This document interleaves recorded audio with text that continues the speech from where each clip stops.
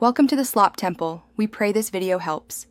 You start by preparing a minimal, reproducible environment.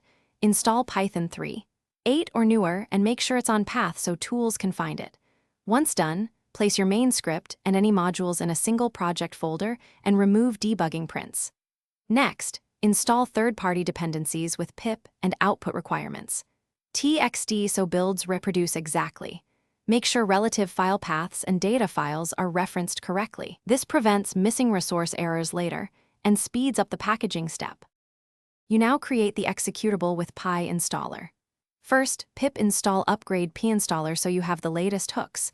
Then run PyInstaller one-file nonconsole miscript. Py, and when your app includes data, add data dest for each folder. If you need hidden imports, include hidden import module name. Once the build finishes, check the dist folder and run the exe from a terminal to capture a stdout and the exit code. This helps identify missing modules or file path issues. You finish by packaging and validating. Code sign the exe for Windows if distributing, or wrap it in an installer like in No Setup. Make sure to test on a clean machine to replicate end-user environments. If something fails, rebuild with PyInstaller clean log level equals debug and inspect the warnings file. This shows excluded or missing imports.